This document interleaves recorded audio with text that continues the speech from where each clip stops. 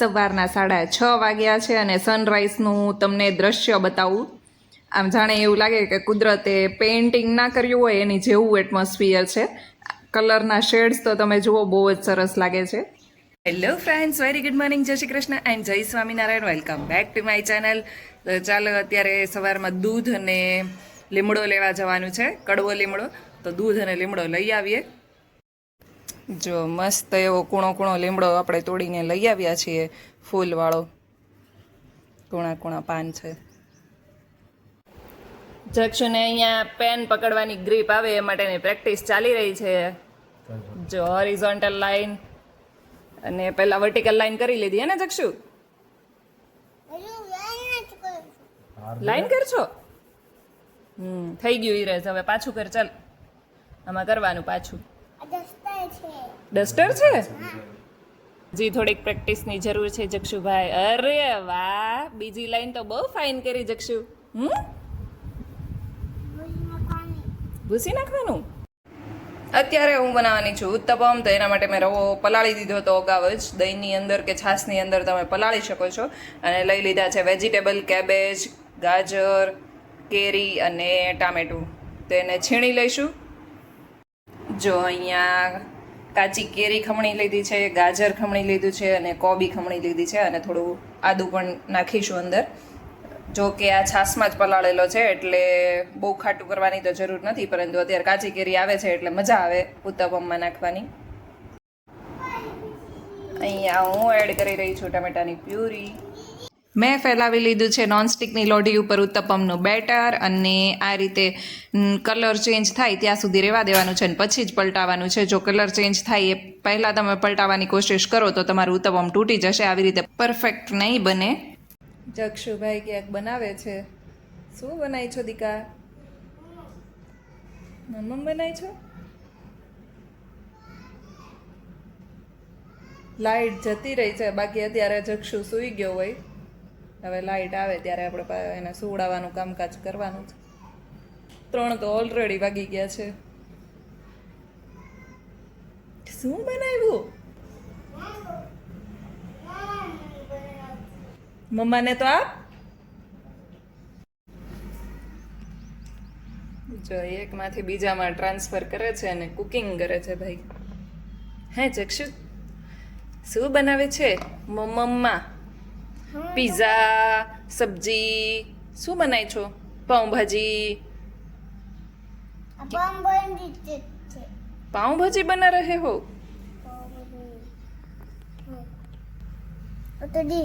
તો ગેસ તો શરૂ કરો. ગેસ તો શરૂ કરવાનો બાકી રહી ગયો. કર દે. બન ગયા? ડબ્બામાં પેક કરવાનું છે.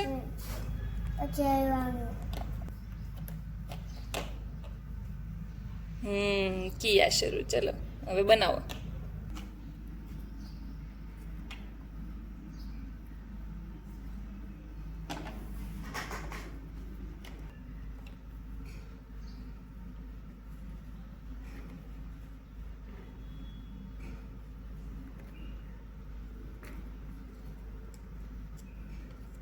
ટિફિન પેક કર્યું તે?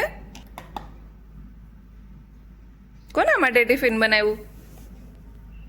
હે જક્ષુ, કોના માટે ટિફિન બનાવ્યું દીકા?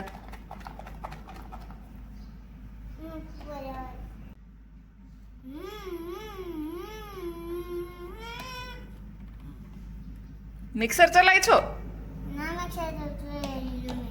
ચલાવી લીધું. બનાવી લીધા છે ઉત્તપમ અને વૃષભને ઉત્તપમ નથી ભાવતા એટલે એના માટે રોટલી વઘારી નાખી હતી અને કડકડિયું એને કરી દીધું હતું. બાકી મેં અને જક્ષુએ તો ઉત્તપમ મસ્ત ખાઈ લીધા છે. જક્ષુભાઈ અમારા માટે મમમ બનાવ્યું છે. સ્પૂન પણ આપી દીકુ. મમમ બનાવ્યું તે પપ્પા પ્રસાદ આપે ઈ છે. ઓ કિતને સારે પાન તોડ કે આયા હે તું. જો ભાઈ એણે બનાવ્યું એ પાંદડાનું બધું કટિંગ કરી નાખ્યું છે અને પછી મમ્મ બનાવવા એને જ્યારે પણ રસોઈ કરવી હોય ને એટલે ગેલેરીમાં જઈને બધા જ પાંદડા તોડી આવે, પછી એના નાના નાના પીસ કરે અને પછી બનાવે આની અંદર કે હે ને. તો 6 વાગી ગયા છે, 5:45 અને 5 થઈ ગઈ છે. આવું અમારે ક્યારે પણ નથી થયું. 12 વાગ્યાની લાઇટ ગઈ છે ને 6 વાગવા આવ્યા છે તો પણ હજુ લાઇટ નથી આવી. એના લીધે આજે બપોરે છોકરાઓ પણ નહીં સૂતા હોય, જક્ષુય નથી સૂતો આજે બપોર વચ્ચે. હું અડધો કલાક જેવી સુડાવાની કોશિશ કરી પણ લાઇટ ના હોય એટલે ના સૂવે. તો ચાલો હવે આપણે અત્યારે ડબ્બા લેવા જવાના છે. દવણું મૂક્યું છે ઘઉં દળાવવા માટે, તો એ લઈ આવીએ અને ત્યાં સુધીમાં આઈ થિંક લાઇટ આવી જવાની છે, કેમ કે અડધો કલાકમાં લાઇટ આવી જશે એવું કહેવામાં આવ્યું હતું. લોટ દળાવીને આવી ગયા છે પણ જક્ષુભાઈ ત્યાં હિંચકા લસરપટ્ટી ખાવા માટે ગાડીએથી ઉતરી ગયા હતા અને ત્યાં અત્યારે નીચે ગાર્ડનમાં રમે છે. તો ચાલો ડબ્બા તો મેં મૂકી દીધા છે અને ખુલ્લા પણ કરી દીધા છે. તો હવે થોડી વાર નીચે જઈ આવું, કેમ કે જક્ષુ નીચે રમે છે. આજે લાઇટ નથી એટલે કોઈ પણ છોકરા ઘરે નહીં ટક્યા હોય એવું લાગે છે. બધા જ છોકરાઓ નીચે છે, કોઈ પાછળના ભાગમાં રમે છે ને કોઈ હિંચકામાં લસરપટ્ટીમાં રમે છે. જો આ છોકરી તો હોમવર્ક કરવાનું લઈને ગાર્ડનમાં આવી ગઈ છે અને બધી લેડીઝ પણ નીચે જ છે. આજે કંઈક સત્સંગ હતો એટલે બધી જે મોટી ઉંમરની સિનિયર સિટીઝન લેડીઝ છે એ બધી અહીંયા સત્સંગ કરતી હતી. 7:45ની લાઇટ આવજા થતી હતી, અત્યારે 8 વાગે માંડ સરખી આવી રહી છે. એટલે હવે બધું રેગ્યુલર થઈ ગયું છે ને અમે રસોઈ બનાવવા માટે ઉપર આવી ગયા છે. બાકી અમે 6 વાગ્યાના નીચે બેઠા હતા તો લાઇટ હતી નહીં તો ઘરમાં કરીએ બી શું, એટલે પછી અમે નીચે જ બેઠા રહ્યા. તો ચાલો હવે રસોઈ બનાવી લો. બપોરનું ઉત્તપમનું બેટર પડ્યું હતું એટલે લાઇટ હજુ આવી નહોતી એટલે મેં 6 વાગ્યા છે એની અંદર થોડો વધારે રવો એડ કરી દીધો હતો. અને ગઈકાલે જે આપણે ઇડલી બનાવી હતી એના બીટનો રસ અને બીટ ખમણેલું બંને પડ્યું હતું એ આપણે અંદર એડ કરી દીધું છે. તો આપણે સરસ એવા ઉત્તપમ બનવાનું શરૂ થઈ ગયું છે. એ ગુલાબી કલરને જોઈને જ એવું થાય કે ચાલો ફટાફટ ખાઈ લઈએ. એટલે જે છોકરાઓ ના ખાતા હોય એને આવી રીતે કલરફુલ બનાવીને ખવડાવી શકાય. બીટ નાખીએ તો પિંક થાય અને પાલકનું જ્યુસ નાખીએ તો ગ્રીન જેવો કલર આવે. તો એ બંને કલરનું તમે અલગ અલગ વેરાયટીનું બનાવી શકો છો. તો ચલો હવે ફટાફટ ઉત્તપમ બને છે મારા અને જમી પણ લઈએ, કેમ કે આજે જમવામાં લેટ થઈ ગયું છે. લાઇટ નથી એટલે અમે લોકો ઉપર જ મોડા આવ્યા હતા, પરંતુ મેં નીચે જતાં પહેલાં જ બધું પ્રિપેર કરી દીધું હતું એટલે વાંધો નહોતો. જો છેલ્લું ઉત્તપમ આપણું બની રહ્યું છે અને બાકીના 3 ઉત્તપમ અહીંયા બની ગયા છે. અને આ રવો મેં થોડો અલગથી પલાળ્યો હતો કે જક્ષુને લોની સ્પોન્જ બનાવી દઈશ. અને આ ફૂલ ફેટ મિલ્ક લઈ લીધું છે કે જેનું આપણે હમણાં કુલ્ફી બનાવવાના છીએ. અને આ જે પ્રમાણે મેં તમને પાવડર કીધો એ પ્રમાણે પાવડર આપણે એક સાથે જ બનાવી લીધો છે, પણ આને ફ્રીજમાં જ સ્ટોર કરવો પડે એટલે આપણે ફ્રીજની અંદર જ રાખ્યો. તો ચલો હવે બનાવી લઈએ કેન્ડી. જો આપણું લોની સ્પોન્જ અહીંયા બની રહ્યું છે, એકદમ મસ્ત ગોલ્ડન એવો કલર આવ્યો છે. અને આની અંદર આપણે જે પાવડર બનાવ્યો હતો એ એડ કરી દીધો છે. આના અંદર મેં મિલ્ક પાવડર પણ જે પાવડર બનાવ્યો છે એની અંદર જ મખાના અને મિલ્ક પાવડર એડ કરી દીધો હતો.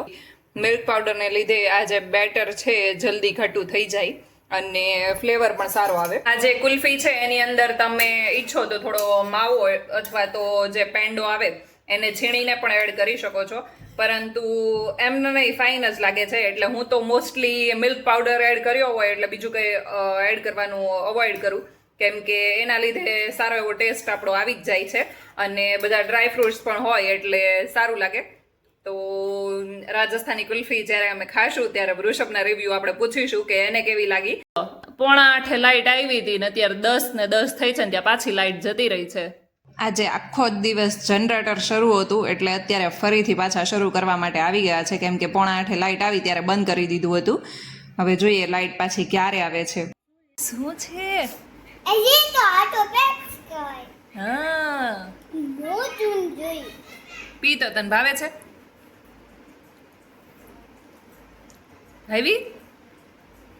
જક્ષુને સુવડાવી દીધો છે અને મેં ફોડી લીધા છે પોપકોર્ન એટલે કે ધાણી. અને રાતના 12 વાગી ગયા છે ને અમે લોકો બેસી ગયા છીએ ધુરંધર મૂવી જોવા માટે, કેમ કે વૃષભને જવું છે કાલે ધુરંધર 2 જોવા માટે. જોકે ધુરંધર મૂવી તો આના પહેલાં પણ થિયેટરમાં જોઈ લીધું છે, પરંતુ આજે ફરી પાછા અમે જોવા બેસી ગયા છીએ. આજ માટે બસ આટલું જ. કાલે મળીએ ફરી એક નવા વ્લોગની સાથે. ત્યાં સુધી ગુડ નાઇટ, જય શ્રી કૃષ્ણ એન્ડ જય સ્વામિનારાયણ. મારી ચેનલ ઉપર નવા હોય તો સબસ્ક્રાઈબ કરવાનું ભૂલતા નહીં.